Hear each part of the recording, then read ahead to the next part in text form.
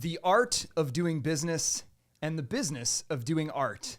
Welcome back to Montreal's Elite Unleashed. Today we got a doozy of an episode for you today with Angelo Russo. Let's get into it. All right, guys, welcome back to Montreal's Elite Unleashed. I'm your host, Logan Boyce, and with me as always is Jonathan Ehrlick. What up, John? Hello. And today we got Angelo Russo in the house, man. How are you doing? I'm good. How are you? Thanks so much for taking the time today. Thanks for having me. I appreciate it. Awesome. Well, listen, why don't I give you the floor? Kind of walk us through what you do and how you got to do what you do. We know, obviously, in the opener, you're in art. You know, you do fine art, I guess, for lack of a better term. But like, kind of walk us through that and your journey into that. Sure. Well, I'm definitely a visual artist. I consider myself to be a conceptual mixed media artist. Nice. As far as my journey goes, it's been a long journey, and it's still, what's really interesting is that it still feels like it's just the beginning, you know? So that's when you know that you love what you do, and that's really exciting, you know? That being said, it's funny, I always consider myself to be a late bloomer when it comes to the arts. A lot of artists will tell you, well, I've been in art school since high school, or, you know, or painting and drawing since I was 4 years old. Although I did always have an artistic spirit in terms of doodling on my notebooks in class and that sort of thing. I was much more drawn, in my teen years, I was much more drawn to music than I was to visual arts. And that's how we met. That is how we met, exactly. Yeah. And back then, when it comes to arts, what had interested me, you know, when you reach the level where you're going from high school to college and you're trying to figure out exactly what your career path will be. At first, I had thought I was going to go into 3D animation. So, oh yeah, I remember that. Yeah. So yeah. The road at the time to get there was to go to CEGEP and to go into a program that will then lead you into 3D animation. So I took creative arts at Dawson.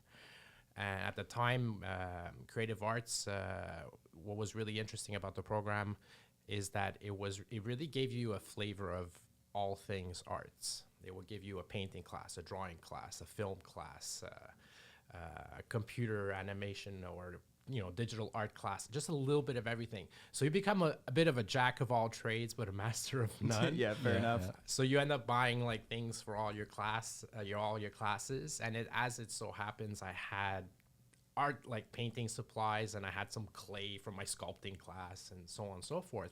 But never in a million years did I think, or at the time did I think that like I would end up later on picking up painting, and it would become like a strong passion of mine. So I did go into 3D animation, realized that's not an industry for me because I need to be really creative. And for me, it felt like that industry, it was at the time very much like an assembly line.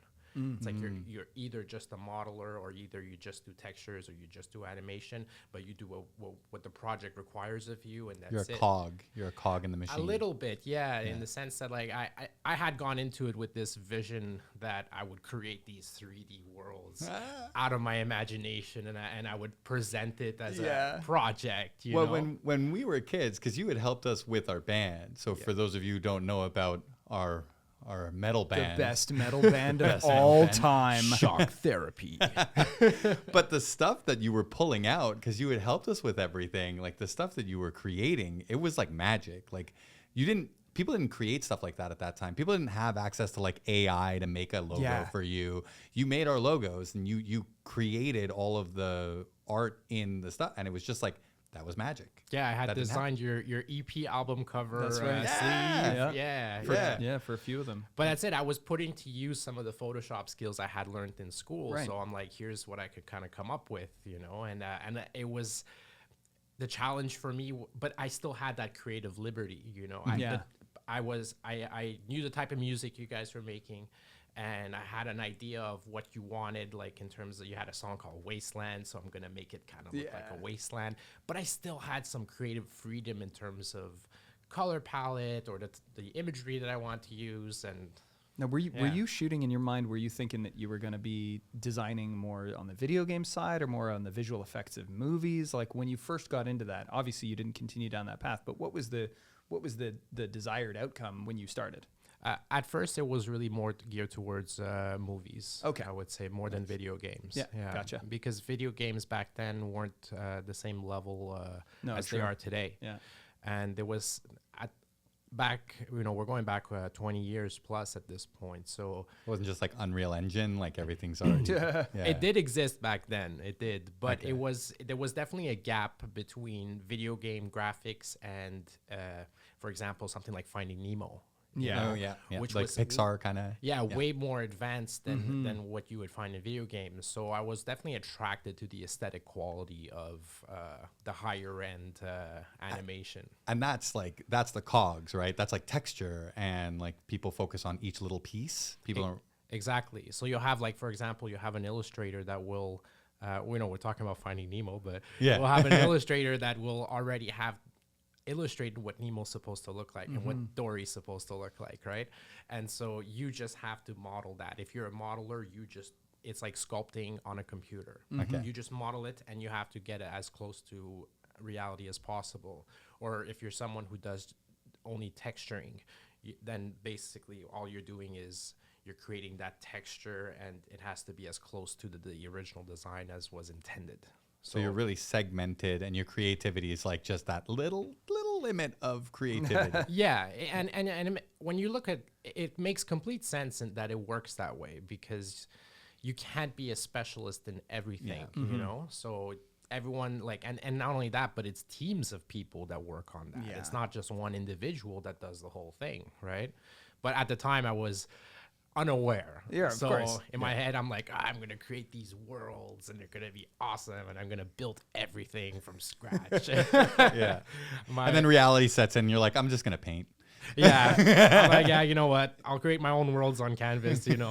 So I know we're going to double back to the music thing. So let's go forward to what caused you to pick up the paintbrush Yeah. So or the cup of paint, or because Well, you do that's it. pouring a lot. So We I love your pours. So Thank you. We can't talk about painting without talking about the music, because music had really at that, like in my early 20s, was really at the forefront of my artistic interests. So I was in multiple bands between the age of 15 and 23, I would say. And one of the hardest things about being in a band, and anyone who's been in a band could definitely identify with this, is the the difficulty. lead singers, those bastards. I always thought it was the bassist, but okay. No, we had a pretty chill bassist. He was a fridge. But it's really the struggle sometimes is really the creative differences. Sure. Is that everyone has an idea of, like, if you think about making the ideal type of music that you want to make, it very likely will not align with all 4 or 5 or 6 members of your band, and so you always have to compromise in order to make everyone happy. And then you have to think also about, like, the artistic integrity of the band, and is it, like, deviating too much from what the band is supposed to be? So there's a lot of components, right? And so after a few attempts at doing music and realizing that what I wanted to do was so niche, I realized that either A, I'm going to have to do this on my own, or B, I'm going to have to just land on people who just want to do exactly what I want to do. And and if those cards kind of line up, then excellent. But if they don't, then, you know. So all that to say is that what led me from music to painting is that between being in a band and creating music and starting to paint, I probably went like a year of my life with having no artistic outlet whatsoever. And I can honestly say that from how I felt my morale, it was probably one of the worst years of my life. Yeah. And that's when I really knew that, like, I'm an artist at heart. I need to be creating. I need to be making stuff. Otherwise, it's not good for my mental health, you know? So that's and what happened at the time is I was really focusing on career. So I was working in retail, and I thought that would be a good idea to maybe go back to university. At this point, I was like 27, right? So 26, 27, I started thinking about, okay, well, maybe I'm going to go back to university. I was working in retail, and I thought that maybe a business degree might actually help me, advance in the company and get better, better salary positions. Sure. And that being said, I applied to John Molson School of Business, and then I realized, hey, I'm missing like 7 math classes, which are obviously my favorite subject of all time. I feel like most artists' favorite subject is math, right, math, guys? I love it. Right, so There's a lot of leeway there, right? A lot of license in math. yeah. And so at the time, I remember being highly discouraged because I'm like, just to be considered, I would have to go and complete these 7 or 8 math classes, right? And I had the conversation with my parents, and I do consider myself blessed and lucky. I have parents who are extremely supportive, as opposed to when it comes to like the arts, you hear a lot about people whose parents are like, hey, get a real job or get a real education, become a doctor, become a lawyer, Yeah, of course. And in this particular case, I remember specifically my father had said, well, when you were looking through the programs, was there anything else that interested you? And again, like little old discouraged me was like, honestly, the only thing that really like caught my attention was fine arts, And my dad's like, well, why don't you do it? Apply. And I'm like, really? And I'm like, but there's so much uncertainty in terms of career when it comes to the arts. And he's like, yeah, but he's like, it interests you? It piques your interest? I'm like, well, yeah, absolutely. Because I remember at the time, like I had, like I said, from back in CJEP, I had some tubes of paint and some paint brushes. And just once in a blue moon, I would just have fun, just like kind of painting. But I always recognized that, like, when it comes to skills, I wish I had developed my skills more. I wish I had been in more of I guess, like a certain framework that would actually help me thrive or become better. And so when I was going through the programs in university, options, I was like, ooh, painting and drawing, my God, what a dream. I would love to do that, you know? And so I said, you know what? I'll take a stab at it. I knew that they only accepted 1 out of 7 students, so I figured my chances are limited, but hey, you don't know if you don't try, right? And if it's meant to be, then it would be meant to be if they picked you, right? Yeah, exactly. Yeah.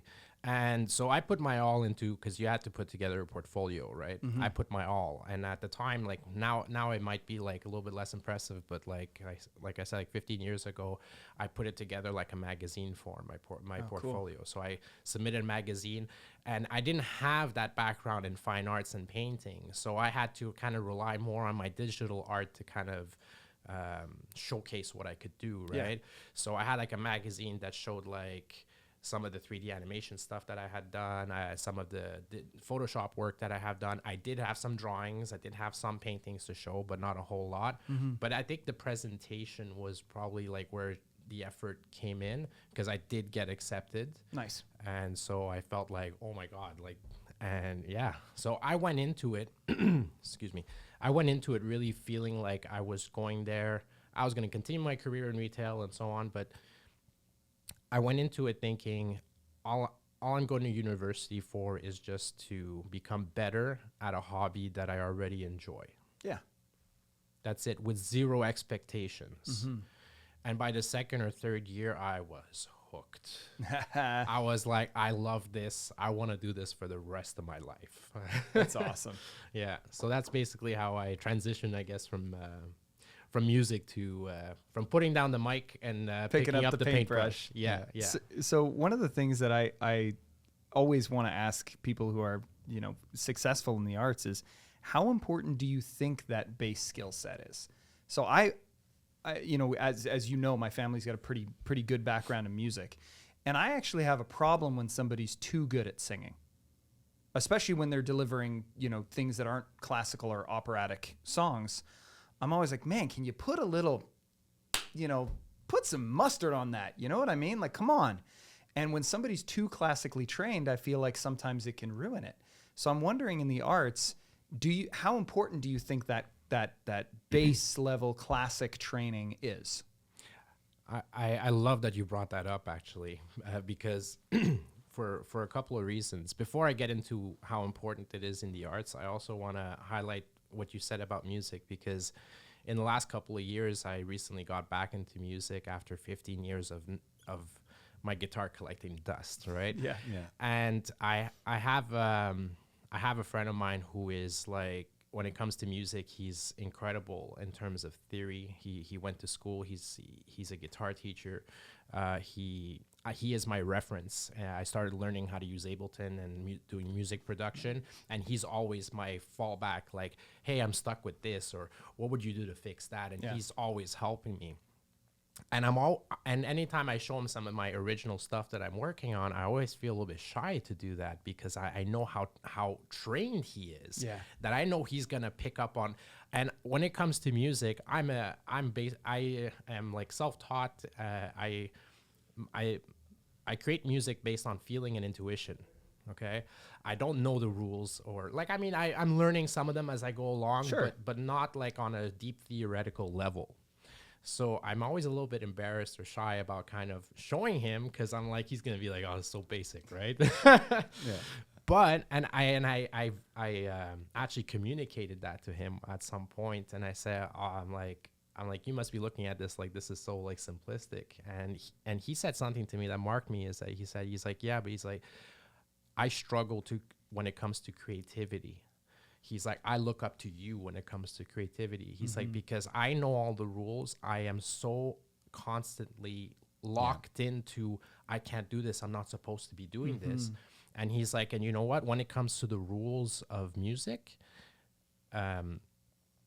he's like, your music has soul, and soul will always trump theory and technique. I totally agree with that statement. And so now we can transition into how that translates into the visual arts, and I think it's very similar, to be honest with you. Well, I'll jump in really quickly, because somebody asked me about videography, and that's like my creative outlet. As a real estate agent, there's certain outlets where we have a little bit of room for creativity, and I really latched onto the video side of things. And this person was asking me, like, can you show me how what the basics are? And it was funny, because I was like, the interesting thing about the basics in this medium is to learn them and to understand them and to work inside of them, and then to break them. But you can't break them until you know them. And you can't respect breaking them until you understand why you're breaking them and why they're there in the first place. So you have to live inside of the basics in that regard. So a lot of that, I think, applies to music. You know the rules, and you know them so well, and you know what you're supposed to break and what you're not supposed to break. And for someone who doesn't know the rules and just knows what feels right and sounds good, you're freely breaking these rules and having fun with it and playing.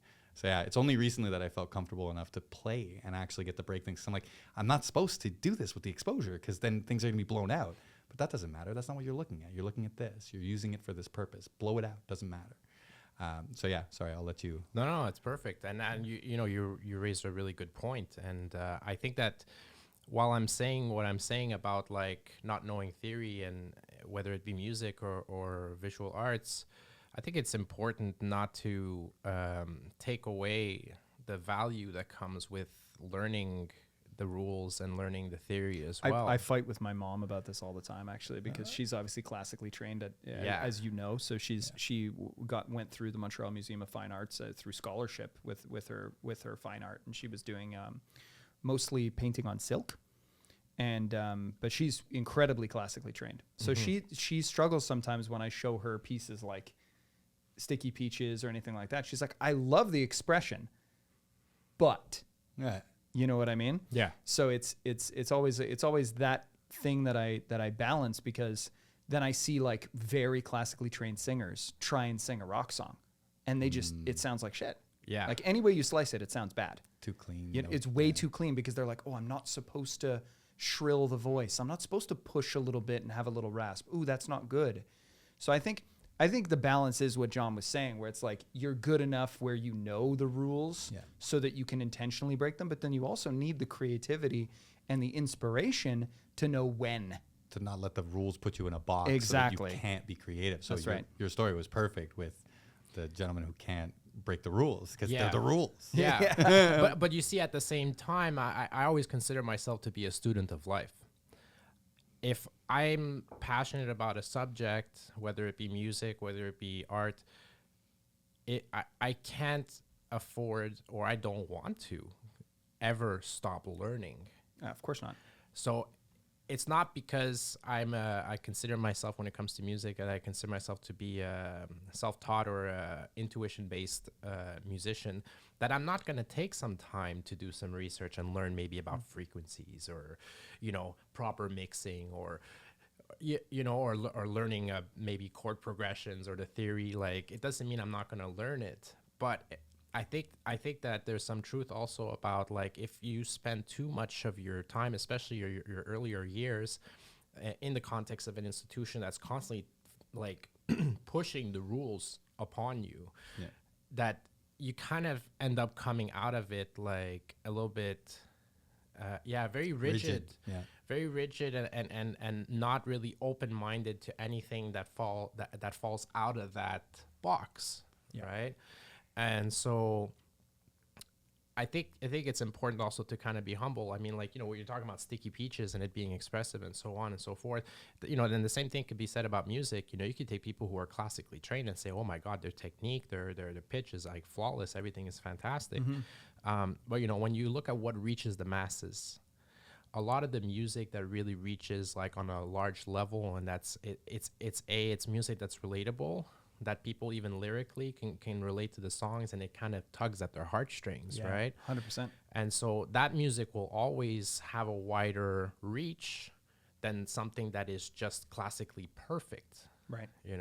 So yes, like you could take like the small percentage of people who are classically trained and get their approval, or you could just do what comes like naturally from your heart and be your true authentic self in the artwork that you're creating. Well, the easy example is, who's the biggest artist on the planet right now? Taylor Swift, obviously, right? Yeah. You think she knows how to play a Mixolydian scale? I mean, I'm not She is going to the say most that she doesn't. I don't know, influential but Bet yeah. you guitarist. anything in the world, if I asked her to play an E minor pentatonic, like Mixolydian mode on an She E should know minor the E minor pentatonic, pentatonic. she would probably should know that, but she yeah. wouldn't know how to put it into a Mixolydian mode. Right. No. There's no way. But I've met a couple of Swifties in my lifetime, And that's great. And they actually can wail. and They I- can shred. I'm not a hater, dude. I think her music's dope because I think it's got some Right. soul to it. She's also one of the few people that write her own songs. Yeah, and at the same time, for me, when I'm gonna get some hate for this, but like, it just doesn't like hit me on the same level when it comes I'm to sorry, Taylor did you just Swift. say you Are don't you like a Taylor snob? Swift? Are you a snob? I'm sorry, I'm kidding. misogynist. Listen, I'm not a snob, but I said before, I'm a student of life, right? So I'm always like open to hearing, like, so it's like, okay, when I meet someone who's a Swiftie who likes something that doesn't like reach me, like I always try to find out what is it about this that just grabs at you. And typically like they'll start telling me the stories. Well, this is about this person, and somehow it's not just a song and that it's a catchy riff or a catchy chorus or a hook, but it's also like they kind of identify with what's being said, right? Yeah. And so it comes to the whole soul of it. It comes to the relatability of it. Yeah. So Well, it's also, it reaches, because it's reaching the masses, and that in itself is an art. How are you able to be that relatable? That is its own median inside of the music. That was what was great about Bieber, in my opinion. People will say whatever they want to say about him, but his music reached so many people. It became so popular. There's something to that. There's an art behind that. There's science behind it. There's more to it. That's like, you could learn from. There's still a lot to learn from it, whether you like it or not. I was always like, man, I want my metal. I want my like crazy, insane. But then when I started looking into the more simple music, I was like, why do people resonate with this so much? Yeah. And it's because there is so much art in that simplicity. Well, and when you look at like the most talented musicians, when we talk about talent, like I'm talking specifically about technical talent, right? It's absolutely undeniable when you see someone who like shreds on the guitar that like you're like, oh my God, this guy is gifted, right? Yeah. Or this person's gifted.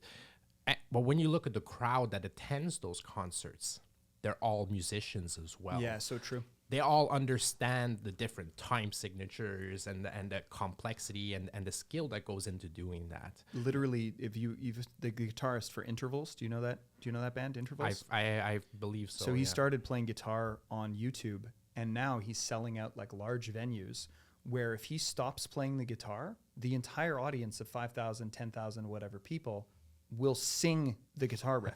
Yeah. They know his guitar solos. They can sing it, and they sing it like you can watch it on YouTube. It's insane. That's crazy. That he's come up with, guitar licks and solos and riffs or whatever you want to call them that are so catchy.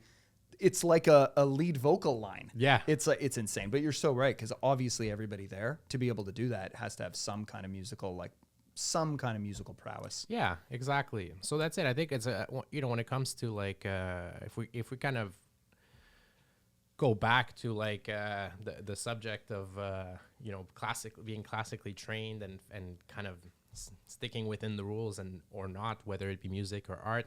I think it's the same thing. Like I did my bachelor's in fine arts at Concordia, but I didn't have all that prior training in high school, and I didn't like do my master's, for example, or like do anything of a higher level. I feel like I got what I needed out of my education, but I don't necessarily stop learning on my own and doing my own research. Right. Yeah. But there's so many artists who are known for breaking rules. Like you can go online and you could look up like the masters of breaking the rules of composition, for example, and like they literally take the rules that are taught for years and years to classically trained painters, and then they'll show you how this person just broke those rules, and they'll explain why they're successful they still have a successful art piece even though they're breaking the rules.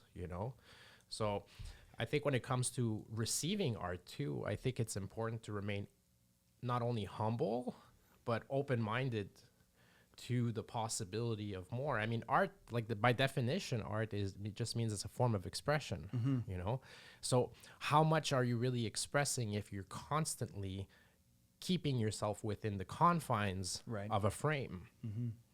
Well, it's interesting because this goes back to the discussion about business as well. Because I know before we started filming, we were talking about kind of the different people that we've had on the podcast and how they talk. They talk about their business as if it is this work of art. It is their baby that they're growing. And they talk about their passion towards it. It can't be about money. It has to be about the love that they have for it. And there's a beauty in that, and there's more to it. So if you found, obviously maybe it's not a love for the business side of it, but an appreciation for the business side of what you have to do to be able to do this for a living, because you can't do it without the other side of it. And you did that with Mosh Core back in the day with music. You always found yourself not just doing the art, but being on the business side of it too. Yeah, and I think I'm pretty lucky in terms of, like I said, like a lot of for the longest time, and even still today, I've always had like a day job or like to kind of help support my ability to be able to create on the side, right? And a lot of the type of work that I've done has really developed my mind when it comes to business and when it, in terms of being organizational, when it comes for like a love of the business. I doubt that there are many artists that you'll speak to that will say like, "Oh man, the business side of the art is my favorite." No way, dude. I doubt that you'll come across Negotiating that contract, yeah. that was a lot of fun. Yeah. And as a matter of fact, one thing that I think that many artists will always tell you that if they've been doing it long enough is that one of the hardest things about being an artist is the amount of different hats that you have to wear. Yeah. Like if you're running a business and you got a team of people, you got your social media manager, and that's all they do. And you got your marketing department, that's what they do. And everybody's, you got your accountant. Artists tend to be like all of those things. You're describing a self-employed person. Yeah. I know it well, friend. Yeah. And there's some hats that we like wearing way more than others. Oh, you yeah. know? Oh, yeah. Like the hat of production and creation. Accounting, hat. you guys favorite hat. love that one, don't That's you? That's the best, right? you There's math with that. Yeah. We know how much they love that. So. I know, and you're bringing this up during tax season. Yeah, Wonderful. I can't wait to put all my receipts together and do my taxes. So, Angelo, let's get into why we really brought you here. Let's do it. Moshcore 2026. We're bringing it back. So John talked about it a little bit, but I want you to tell the audience what Moshcore is, what it was, and then I'll share a couple memories I have of it. But I want you to talk about that because I think it's the coolest thing ever. Yeah. Moshcore was probably my earliest, greatest achievement, personally. And when I say personally, I do have to highlight that I did have some individuals that work closely with me that helped me develop it. But the idea originated when I was 16 years old. My aunt had passed away from cancer. Okay. And that was like my first experience, I would say, with like death and seeing someone that, that was a loved one kind of go on a gradual decline. Yeah. And I remember like thinking I'm helpless. Like I can't do anything to help this person that I really want to. So one of the things that I did is I was in a band at the time, and I said, hey, I'm not a doctor and I'm not going into like medical research or anything, but you know what? I made a promise that I was going to organize a fundraising event in her honor to raise money for cancer research. And I was 16 when I made that promise. I was 18 years old when I organized my first fundraiser at Club Soda. So for me, already having done that, at the time we were like 6 Montreal bands. And it was a huge learning curve. At first, we definitely had, our vision was like way bigger. It's like we're thinking we're going to do a show at Parc Jean Drapeau outdoor festival. But you know what? We actually took the time to get informed. Yeah. What would it take? Dude, when you're young, you think that you can pull these things off, and then you learn, okay, maybe it's not quite there yet, but so then dude, let's not sell yourself short here. Club Soda is a huge venue. Yeah, for an 18-year-old to do their for first anybody. event, Club Soda is a big it's a friggin' legit venue, venue, dude. Yeah. So But nowadays with the prices, I don't even know if people could do that nowadays. Probably It's not. insane. What was the biggest learning experience from Moshcore 1? Well, it's hard to kind of pinpoint one singular thing because there was so many aspects to improve on and to learn. But I can say that we were successful in, we raised $3,000 the first year, covered all of our expenses, which is already a plus because it's so easy to, to end up in the red. Of course, yeah. And but like the biggest learning was just learning that we can do it. Mm-hmm. It's possible. Like we can pull this off. We have the capacity, the capability. A bunch of 18-year-old metalhead kids pulled it off, dude. Yeah, then that's it. Dressed all in black with spiked bracelets. But hey, we pulled it off. You gotta figure it out. Yeah, that's the way to do it. Yeah, exactly. So I think that was like the biggest learning curve, and we definitely got the itch afterwards to turn it into like a yearly festival. Yeah, and then it just from year to year it just grew, but it also. For me personally, what I'd say is that it really also developed my benevolent nature. Mm-hmm. Is that like I loved that I was doing something and that it was not only like acting as a platform for artists to be playing in a venue of a size that they're not used to playing in. Yeah. Yep. And at the time, and still today, there'll be like some bands that you'll look up to that will play at that venue. Of course. And then next thing you know, a month later, you're on that same stage, which is amazing. I remember at the time, it's like I had seen Stone Sour play there. Corey Taylor was on stage at Club Soda. Yeah. So it's like to know I'm like on the same stage as Corey Taylor was, it was like, whoa. Yeah. And everyone has like bands that they look up to that they felt the same way about. So it was bands were very grateful about it. It gave them an experience that made them feel more like rock stars, you know. And on top of that, like all the funds went like to cancer research, so we knew we were doing something good. Yeah, that's awesome. So it developed from year to year, and we always were humble in our success, and we always did like a postmortem to look at what could we have done better? Sure. How do we make it better next time around? And that's how the event grew, and it grew in popularity. It also grew in quality as well, And where at first we were trying to recruit bands, by the end of it, we were taking applications and we couldn't accept everybody. Yeah, that's awesome. So, well, we were, that was one of our goals, was to be able to play Moshcore. Yeah. That was our goal. That was we dreamt it. You're like, one day we'll be at Moshcore. Yeah, that was such an awesome experience playing that. So as one of the bands on the bill that night, I can tell you that was an amazing, unforgettable experience. Yeah. And the benevolence didn't stop there. I mean, correct me if I'm wrong, but now you're doing something else, or you have done something else on an annual basis with your art as well, where a bunch of artists get together and we were talking about it like last year or something like that. Yeah. So I basically I took the knowledge that I had from doing Moshcore, and again I took on a new venture in an area that I was a little bit less familiar with.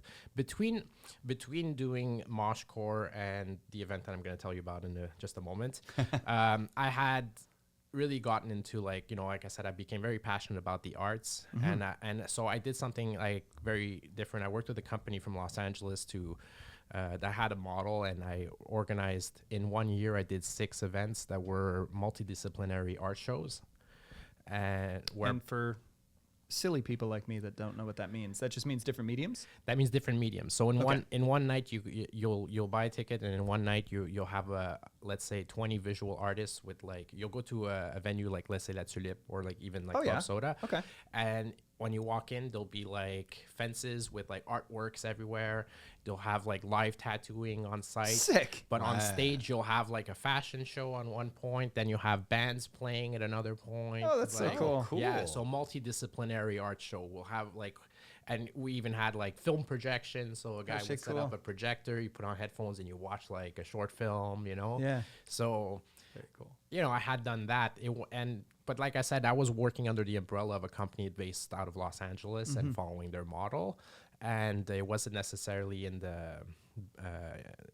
wasn't benevolent necessarily or for charity. However, shortly after, for the last 10 years, I've been working for a bank. And one of the things is that they've always supported Kids Help Phone. And this is what, Yeah. And so, you know, at the time, it's like I realized I'm like, you know, they do a good job having town halls and informing you what the cause does for mental health and so on and so forth. So I thought this is a really good cause, and it's important. And, you know, they specialized, one of their specialization was really suicide prevention. Yeah. And so, like, you know, I thought that was like a really important cause. So I decided I wanted to propose something to the bank. And I also kind of thought it was interesting working in such a corporate environment to how would it look if you were to take the arts and bring it into a corporate environment? Would it be even possible to do that? Right? Yeah. And so, you know, I did a little bit of thinking and connecting dots and all that. Excuse me. And I proposed that we do an art auction. And so we bring in some artwork, and, you know, some employees would take it upon themselves to have like a bake sale, you know, just to raise a few extra dollars for the cause. So I proposed doing a silent auction. Nice. Where, like, you'd have, like, in the entrance, you'd have like a bunch of artwork, and people could go online and they could bid for it, you know. And they loved the idea. And we started, I think we're like 10 or 11 artists in Montreal. And they loved the idea, so then they wanted to do it the following year, but they wanted us to also include Toronto. So, wow, awesome. Yeah, so from year 1 to year 2, we went from like 11 to 30 artists, 15 in Montreal, 15 in Toronto. And then the year afterwards, it was Quebec and Ontario, not just Montreal, Toronto. Cool. Wow. And then by the last time that I did it, we were nationwide. Wow, that's so awesome. Because we had to readapt the model for the pandemic. Oh, yeah. Oh, okay. And so because we readapted the model for the pandemic, everything was entirely virtual. So we basically had, I believe, 74 artists from coast to coast, from Nova Scotia and PEI all the way to Vancouver. Wow. So it turned into I would say, like, it actually turned into a global event, because in terms of people being able to bid and purchase artwork, we had people from the UK bidding, No we way. had people from the States, we had people from Australia bidding. That's so sick. Yeah, Nice. yeah. So, and in a total of 4 years, we managed to raise $45,000 for the cause. Nice. So it was, I had financially, in terms of raising money for charity, I had way more success with that event than I did with Moshcore, I would say. But it was also a long time ago. It was a long time ago. Yeah. Money's Yeah. different. Yeah, you know? inflation on the money, it's not the same. $3,000 $20 years ago. Yeah. The nature of That's the like event. 10 now. No joke. It's like 10 now. Yeah. It's gone up a lot. Yeah, exactly. And anyways, the nature of the event is very different. Yeah. Yeah. You know, and it's like from a one-night event to like an art auction that lasts 2 weeks, and that's on a global scale, you know. So it's a very... Can anyone go to this auction? Like, how does it work? Well, I haven't I stopped running it 2 years ago. Okay. Because I wanted to really focus on myself and my own art business. I think because of the magnitude of how large the event got, so did the workload. And it became like, and you have to understand that everybody, even though I had a small committee of people working on it, it's all on a voluntary basis. It's all after work hours. So it started taking a toll. I started calculating, not that I like log my hours or anything, but on average I was like per year I was spending 250 hours in a year. That's a lot. Wow. So yeah, it doesn't mean that, like, I mean, I'm super proud. I would say from you know, like, again, from a charity perspective, it's probably the thing I'm the most proud of that I've ever done in my life, you know, and knowing that, like, you know, my initiative, like, went to support financially, like, suicide prevention for Canada's youth.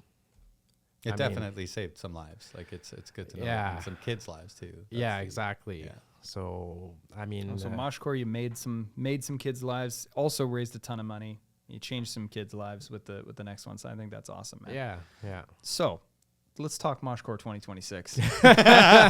let's go dream lineup. Obviously, Shock Therapy's headlining. Obviously. We're going to the Bell Center. Who else? who else? Are any of the old bands still around? Like, I can't remember almost any of their names, but the only one that rings a bell to me would be like 3 Mile Scream. Are they still doing stuff? No, the 3 Mile Scream no longer exists as a band, but I know that a few of the past members are still actively in bands nowadays. Like I remember that Screamer was wild. He was great. Yeah, well, he is currently the singer of Cryptopsy. Oh yeah. And then I didn't know that. And has been for a while. Like, wow, it's not new. Did not know that. Yeah. He went from, I think, you know, like, don't quote me on this, I might be wrong, but I believe he went from 3 Mile Scream to Cryptopsy. That was his next project, and I think he's been with them ever since. Wow, good for him. Who was Alyssa Whiteglass? Yeah, she went off to do. Is she Arch Enemy or no? I believe Agonist? she was. She was? She was Agonist, but I think she was an Arch Enemy at some point. I don't know. Yeah, if she got picked up by Arch Enemy. Yeah. I think because the girl from Arch Enemy got picked up from somewhere else or something like that. I don't know. There was like a shuffle of women screamers. But when we played Moshcore, I don't think they were called the Agonist at this time. Tempest. That's who it was. They were Tempest. And I still to this day I listen to the Agonist. Yeah, I'll put it on every so often. It's a good band, dude. We play with them. They're a good band. Hey. So you shared the stage with Alyssa Bro, I shared the green room with her, dude. I was like, oh my God, I'm 15. She's so hot. What do I do? Well, Business Suits and Combat Boots had come out. They had the video with the planes that flew over. Yeah, that was a sick video, too. Yeah. Okay, so we got them. We got Shock Therapy. We'll get 3 Mile Scream back. Oh, man. Okay, so is somebody who wants to, like, who has a little bit of a proclivity for art, they want to get started, they want to get going. I think one of the main questions that I would ask a lot of the time, and I bet you've been asked a ton, is let's say you create a piece, you're proud of it, you like it. What do you do now? First of all, how do you price it? Who do you speak to? What's kind of the move here? How do you break off from it just being a room in your house and it's something that you do once in a while to, hey, this is actually going to generate some money? Not that that's what it's about. Don't jump all over me. But that's what it's about. Well, you definitely have a whole lot of questions rolled into one in that one, I'll say. Yes. First of all, if we're talking about, I do want to highlight the fact that if you're getting into art for the money, then you're definitely getting into it for the wrong reasons. Absolutely. Couldn't agree more. Yeah. You get into art because it calls to you. Yeah. You know, it's, and the thing is, like, I honestly believe that a huge percentage of the population are artists without knowing that they're artists. Mm-hmm. Yeah. It's what I like to call, it's something that I coined, the sleeping artists. It's people who have potential. They have a high level of admiration towards the arts, but for whatever reason, they don't they haven't, or they don't believe that, it's for them, they'll like appreciate it. And a lot of times, like, some of these people will show me works that they've done, like, look, I did this when I was 19 or whatever, and like I'll look at it and I'll be like, that's way better than anything I did at that age.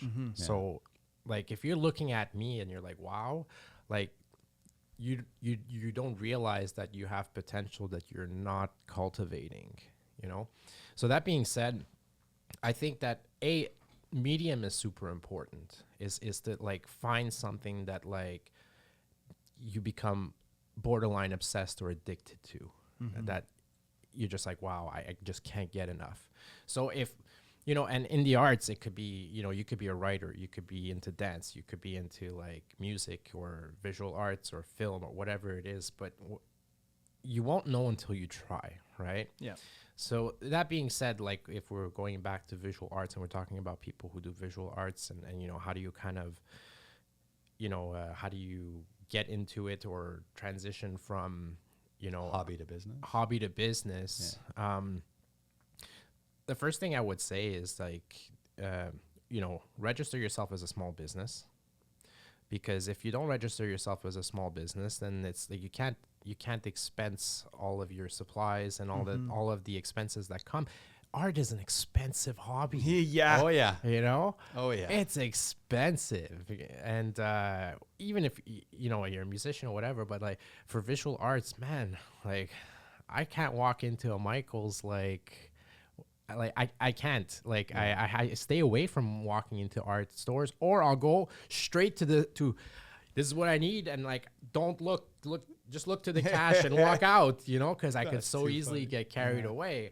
Well, they're consumables, right? It's different. Like if you're a musician, you buy one piano, you're done. Yeah. You buy one guitar, one amp, one chord, you're done. Bet you can't buy just one. Yeah, I was gonna say. You go tell a guitarist he doesn't need more guitars. I may or may not have 6. It's fine. Exactly. You tell a guitarist one's enough. But it's funny. I actually bought a laser engraver and like a laser cutter to just like engrave stuff for clients and like be able to get client gifts, because that was like, once again, it was like a creative fun thing that I could do to set myself apart. Yeah. And I was like, cool, I'll spend the money on the laser up front and that's it.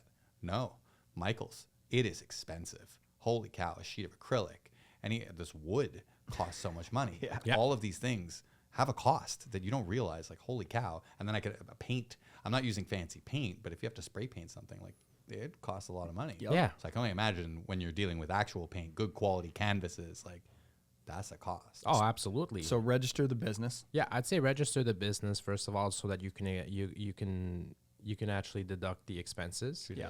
Because like that's a huge, like I went years without registering my business, and the moment I did, it's like, oh, okay, like now I get some tax breaks. It makes a huge difference, and it makes it a little bit more feasible, right? And if you're gonna transition from hobby to like turn it to treating it as a business, you're gonna start doing things like exhibitions, so you can start writing off like your gas, or there's always gonna be booth rental fees, for example, too. Yeah. So these are all expenses that are related to you maybe or maybe not making sales, because the reality is that, hey, if you're an artist, number one, you have to be ready to face rejection, and you have to be able to handle rejection, because you're going to get a lot more no's than you're going to get yeses, and you're going to do shows where you don't sell anything, and then you're going to say, hey, what's going on? Even though you're going to get people saying, wow, what you do is beautiful. Yeah, well, compliments don't put food in the fridge, right? Say it with money. Now say it again with money. Yeah, exactly. So registering your business will be the first thing. Number two is like setting up, I would say setting up social media pages, like especially Instagram. Instagram is a platform that is, it's much more, and I would say document everything you do. That's one thing that a lot of artists don't do. When I say document, I mean record your process for everything. Not only is it good for content, but it's good for you. I can't tell you the amount of times when, like, especially with like acrylic pouring, where people have said, hey, like, can you do this for me, but in this size instead, or whatever. And I think back, I've done so many acrylic pours by now that like I don't remember like which like did I use a split cup to do it, or did I, you know? And so when I record I can actually go back and look and say, okay, yeah, that's how I did it. Nice. You know? So it's even for your own reference, but it's content, like, you know, and art has changed so much, and the business of art has changed so much that I do believe strongly that in today's day and age, as opposed to, let's say, 30 years ago, the power is much more in the hands of the artist now, whereas it used to be in the hands of the galleries. And so if you're a novice artist, or like if you're new to the business of art, you might have this preconceived notion that to be a successful artist equals to be represented by a gallery. But you have to, and galleries are going to hate me for this, but it's true. You guys know it's true. It's the 80-20 rule, okay? Is that 20% of the roster of a gallery generates 80% of their business. And so guess what? 80% of their efforts are going into those 20 top artists to help their business survive. Of course. So just being represented by a gallery that they accept you on their roster doesn't mean that they're putting all the efforts into promoting you. I've seen this so many times with like students coming out of university thinking that the moment that they get represented, it's their golden ticket to the big times. And I've seen it like with people saying, I've been represented by this gallery and they haven't sold any paintings for a month. Like, I'm pissed off. I'm going to write them an angry email. And I'm like, 1 month without results is upsetting you? Oh, brace yourself. Brace yourself. You're in for a lifetime of disappointment, you know? But I do believe that, and see, the thing is, I don't chase gallery representation. I've been approached by galleries, and if they come up, and in the last 5 to 10 years, most of the time when I've been approached by galleries, they come up with conditions that I'm not comfortable with. Either exclusivity conditions, where it's like, hey, you can't sell any artwork in Montreal, or it has to go through us, and so now I make my own rules. Is like, hey, tell you what, here's 5 paintings. I'll give you exclusivity on these 5 paintings. If you can't move them in a year, our contract is up, you know? And the reason why I said that the power is now more in the hands of the artists is because with social media, you can have more reach. With social media, you can actually showcase. And I would say 90% of my sales, maybe 85% of my sales come from social media. Yeah. And like the other 15 come from doing art shows and exhibitions and art fairs in the summertime, let's say. Wow. And is it people buying the direct work, or do they see your work, reach out to you and say, hey, can I contract you to do a piece? Great question. Yeah, great question. I'd say that 2/3 of the people would buy the actual work. Oh, wow. Whereas like a third of the people have like specific, like they'll say, I really like this style, but I prefer these colors, or it's a little small. Can you make it larger? Or you know, or vice versa. And so, yeah, I do. And that's kind of like one of the ways that I measure my success too, is I look at like, in 2024, like how many commission pieces did I get compared to the year before and the year before that. And my commissions have been increasing over time. Nice. But also I've been putting a lot more effort and a lot more energy in doing art fairs and going out there and meeting people. And honestly, like a lot of my commissions come from the art fairs and meeting individuals. Okay. And when you say commissions, you mean commissioned pieces? Like Yeah. Yeah. Okay. Yeah. Perfect. Like, yeah, basically, we really like this. We're looking for something for our kitchen or our living room or our office or whatever the case is, you know? So, and that makes a difference. But you also mentioned pricing. Yes. I do want to address that. Now, this is going to be a little controversial in terms of pricing. I love it. But This whole thing's been controversial. Taylor Swift. don't bring that up. You're gonna remind people that they don't like me. But when it comes to like art pricing, this is like this is one of the things that most artists struggle with the most, and that it's from other artists. I get this question so many. How do you price your work? How do you decide? And a lot of like the traditional way of pricing your artwork will be by square inch. Like literally size of the canvas. Yeah, they'll say, okay, well, like $1.50 per square inch or whatever, and so then you size it and how many square inches times your $1.50 or whatever, and that's the price of your artwork, right? And that is fine and that works if you're always painting in the same style and that you're allocating the same amount of time and hours, you know, relative to the size. Right. Okay. Because I'm a mixed media artist and I might just do a painting with strictly acrylic on canvas, whereas another painting I'm going to do, it's going to be acrylic pour on wood. Wood panels are a little bit more expensive. And then I'm going to put a resin finish instead of a high gloss finish, which is about 6 times the price. You know, resin's expensive. Yeah. And so I cannot use that formula of just taking, okay, well, here's my price per square inch and I'm just going to apply it to everything. Right. Right. So I create different sets of pricing per square inch based on the style of work that I do. Okay. So if you commission me to do an acrylic pour that doesn't require any embellishments and it takes me like 10 hours, well, I have the price of my materials plus my hours, you know, and I'll have my hourly rate. Let's say it's like $30 or $35 an hour, you know. Yeah, right. And I have a That's piece cheap. We should bleep that out. Yeah. But it's a fair $200 an hour. That's right. So, Yeah. there you go. Yeah, but at the same, but here's an important thing also to mention is that if you're starting, and because we're specifically talking about like the transition between hobby to business, right? You cannot overprice your work. Of course not. You got to be humble and you got to start in quite modestly too, because you lose credibility if you price your works high, and then because they're not selling, then you start lowering your pricing. Right. And if you're a client of mine and you bought this painting, X size for $1,000, but then you see that a painting the same size, I'm selling it for $500. How will you feel as a client? Good point. Right? Yep. So you have got shafted. you have to honor your clients too in the process. So you have to be very careful about how you price. You can go up, but you cannot go down. Right. So it's like, we say like $30 or $35 an hour is cheap or whatever. It's not expensive. Well, like, when I started, like, I was pricing it at $20 an hour, right. Because I knew that I had to be modest. My only frame of reference is I pay guys to paint a house about that. Yeah, that's fair. You know what I mean? Like, well, because usually they charge me per room, but in my head, I'm like, well, it takes you about how many hours to do a room? Okay, yeah, they're making like $35 an hour or something like that. Yeah. Most contractors it's tough to find a contractor for less than $50 an hour these days if they're skilled. Yeah. So I'm like, man, $35 an hour for, something that's going to live in the living room or the family room or the office basically forever. Like, it's a great deal. Yeah.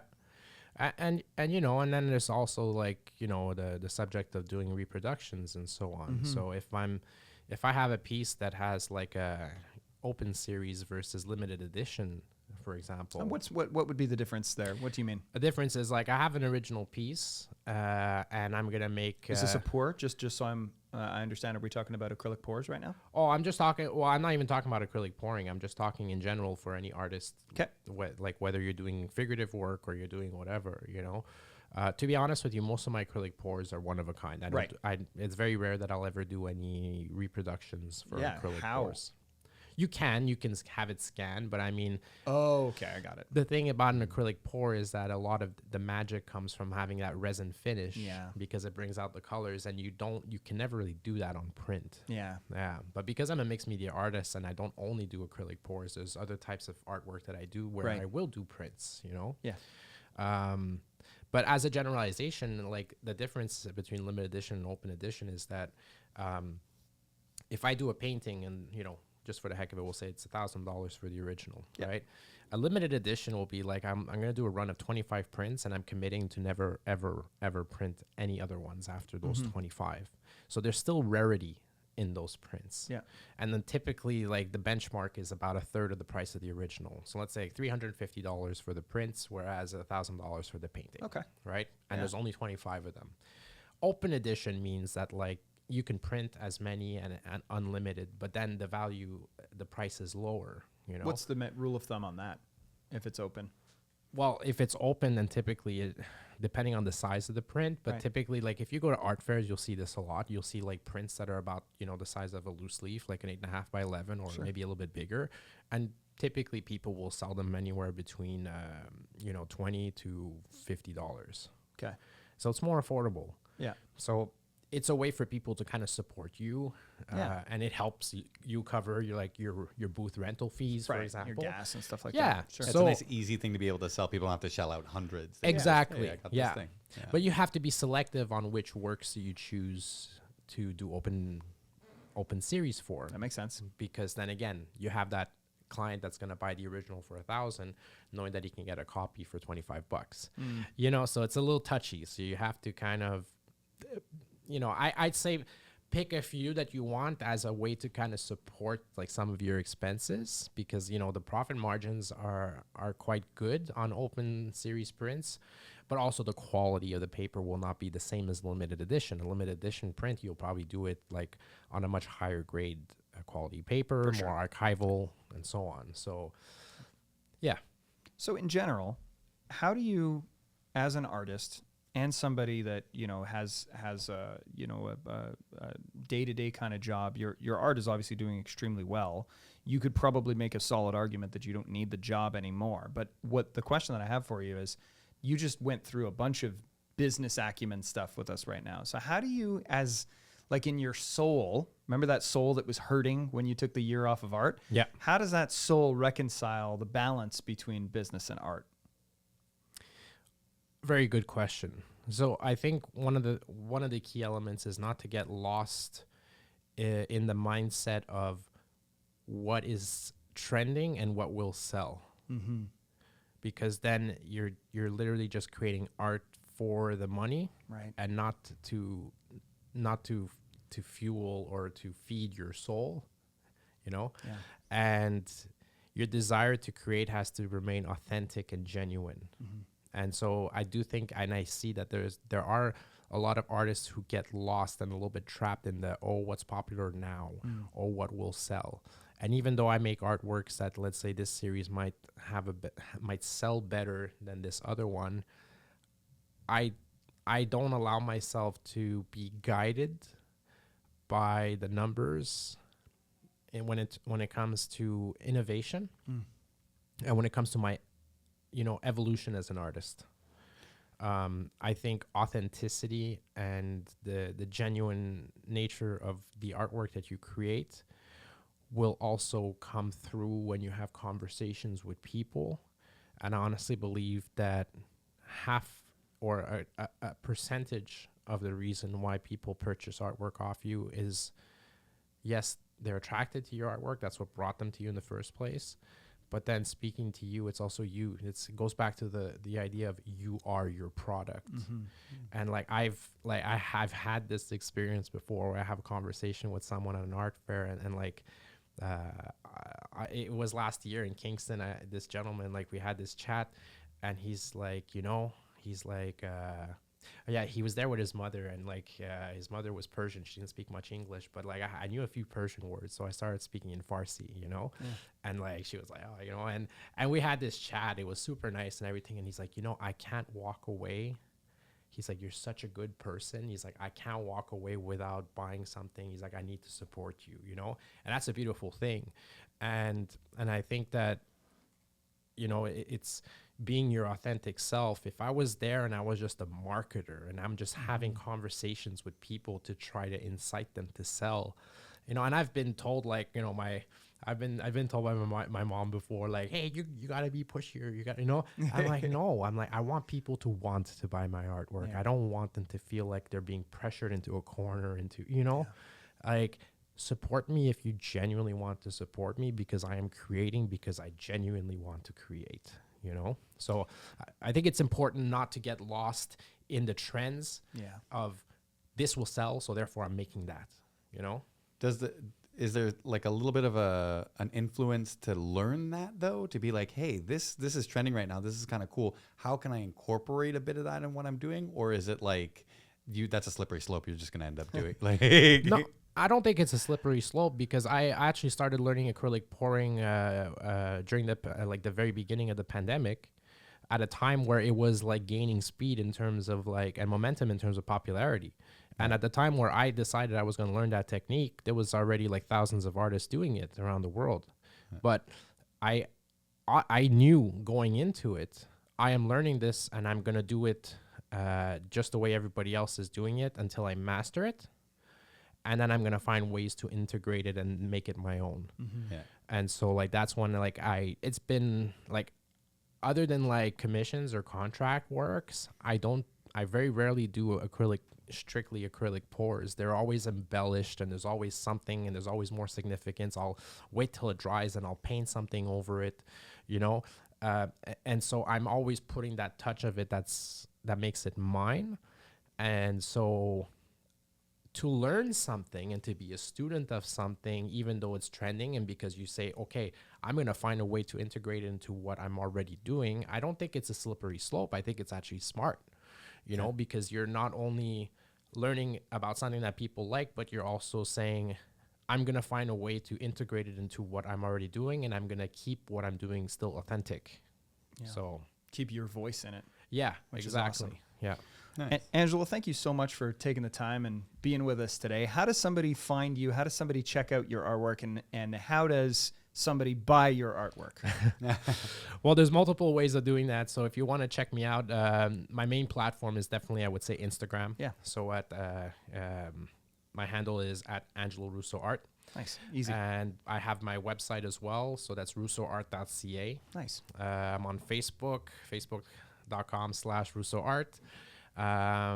And I'm also on TikTok, but I would say Instagram is definitely the easiest way.